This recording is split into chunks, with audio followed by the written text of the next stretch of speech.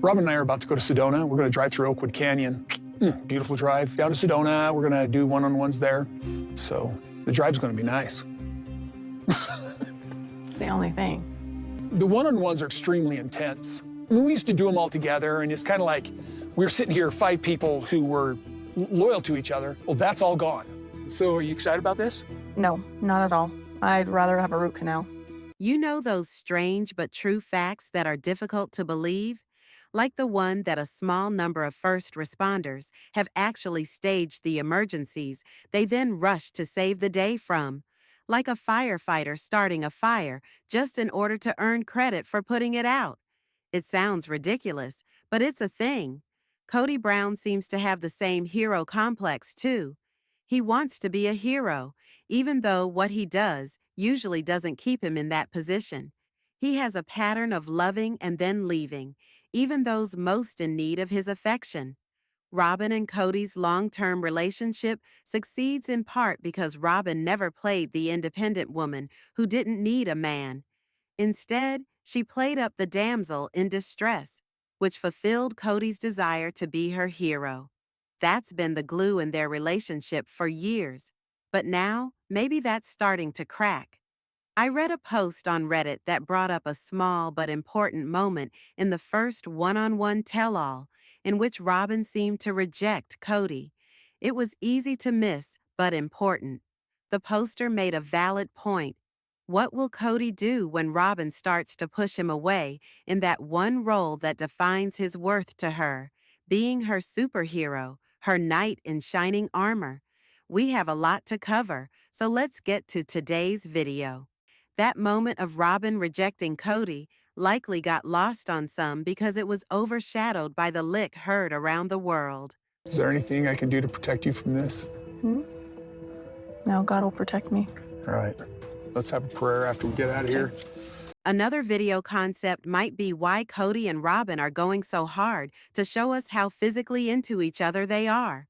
Robyn went crazy over Kody horseback riding, and now we've got Kody pining for Robyn flashbacks from day one, too. It just all seems like they're trying too hard. Do we believe they're as into each other as they're claiming they're into each other? Not so much. And do we even care? Live your best life. The frustrating part is that Kody and Robyn are behaving as if everybody else, particularly the rest of the family, doesn't want them to be happy, or that Kody can only date his other family members if it means Robyn gets to leave. But that's not the case. While it's clear most of his kids aren't lining up to be part of Team Robyn, they don't resent that she's with their dad. A lot of people grow up with step-parents they don't love. It happens. These kids just want their own thing with Kody. But Kody's all, you don't get me without Robyn. And the kids are all, okay, guess this is goodbye then. So while the now infamous slurp and lick moment nearly broke the internet, some shrewd viewers noticed something even bigger. As Kody and Robyn peeled off into the sunset in their little white sports car 2.0, Robyn shut down Kody's hero moment completely, and it was actually pretty brutal. Every time I look at that picture, I'm like, ugh. Delicious looking. Ouch, Kody. You should put some ointment on that burn, because that stung to watch. It was kind of embarrassing, actually. Right there on national TV, Kody turns to Robyn and says, "How do I protect you? How do I save you?" And Robyn gets a spiritual mic drop, more or less saying, "Save your empty words, Kody. Only God can save me from awkward tell-alls." And wow, if you blinked, you'd have missed just how brutal that moment was in real life.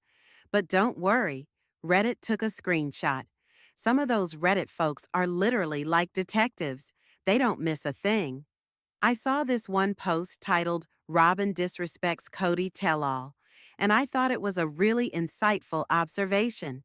The person who wrote the post said, "Tiny moment, huge dynamic," and they did a breakdown of it from a psychological standpoint. The big takeaway was that Kody's question might on the surface seem sweet, but underneath, it reveals something more deep-seated about him, his need to feel important, useful, and needed. This is what they call significance-seeking behavior. For Kody, being somebody's protector or hero fulfills his sense of self-worth. It makes him feel important. So when he says he wants to protect Robyn, he's basically just asking her to make him feel needed again. But Robyn shuts it down in an instant by telling him that she doesn't need Kody's protection. God's got that.